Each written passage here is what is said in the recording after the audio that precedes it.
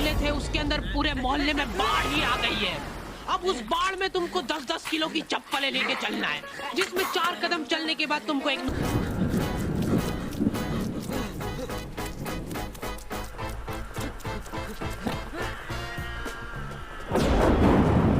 अगर तुम बारिश में भीग के घर पे आए हो, तुम्हारी मम्मी दरवाजे पे ही टॉवेल लेके खड़ी है। सिर पोंछवा जल्दी। मम्मियों को बस ऐसा लगता है कि सिर गीला नहीं होना चाहिए, बाकी भले ही हाथ पैर टूटे हो चलेगा। मैं जब रास्ते से आ रहा था तब 4-5 कुत्तों ने मेरे को घेर लिया और पत्थर मारे। मेरे को दौड़ा दौड़ा के कुत्तों जैसा मारा और फिर उसके बाद मेरे ऊपर कूद के चल गए सब। उनमें से एक को तो आ भी नहीं रही थी, उसने उसके शरीर का पूरा जोर लगा दिया।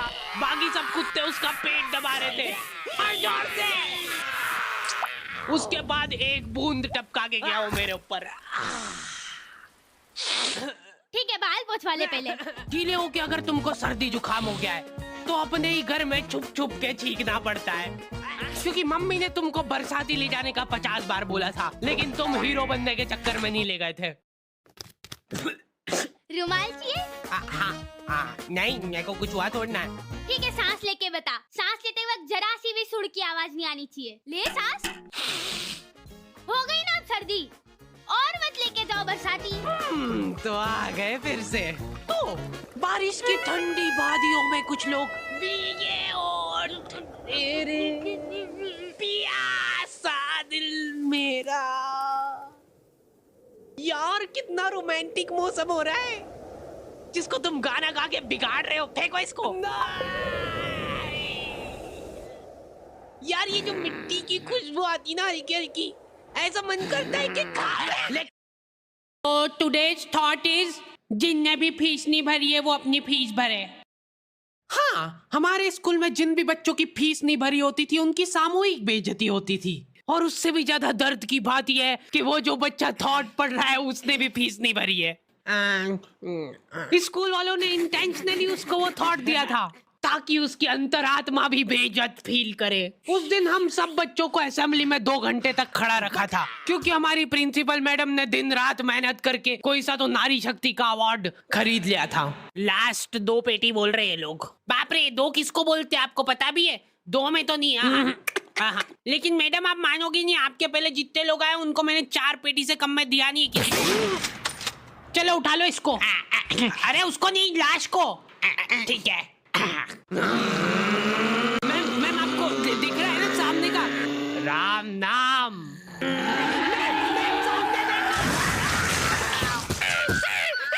उस दिन हमारे स्कूल में अवार्ड के सेलिब्रेशन के लिए अलग तैयारियां चल रही थी। तो और मतलब पढ़ाई लिखाई कैसी चल रही है अपने फिर? हैं, कुछ हेल्प वगैरह लगेगी क्या? अरे मैम का स्केच। हाँ, हार्डी को बोला तो था। मैं स्कूल में स्केचेस का धंधा करता था, 100 रुपए प्रति स्केच और लड़कियों का फ्री में। मैंने एक बार चमेली का स्केच बनाया था। उसने बनाने का बोला नहीं था, मैं खुद से बना के ले गया था। वो देख के वो एकदम इम्प्रेस हो गई और उसने जाके अपने बंदे को दिखा दिया, ये देखो हार्डी ने बनाया, कितना अच्छा बनाया यार, हूबहू लग रही हूँ मैं एकदम। उसका बंदा राजेश और उसके साथ 2-4 लौंडे लपाड़े और बहुत स्केच बनाना आ रहा है देखो आजकल, हमारा भी बना दे कभी। अरे भाई पर हुआ क्या?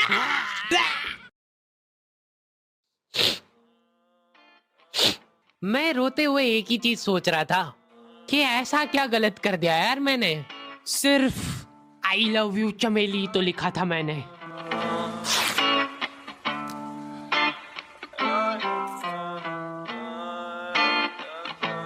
नाम तेरा है ही क्या मुझको तो खबर नहीं, गलतियां ये सारी उन रातों की है, जिंदगी तो चल रही मैं मगर थमा हुआ, शायरी ये सारी मेरी बातों की है। नाम तेरा है ही क्या मुझको तो खबर नहीं, गलतियां ये सारी उन रातों की है, जिंदगी तो चल रही मैं मगर थमा हुआ, शायरी ये सारी मेरी बातों की है।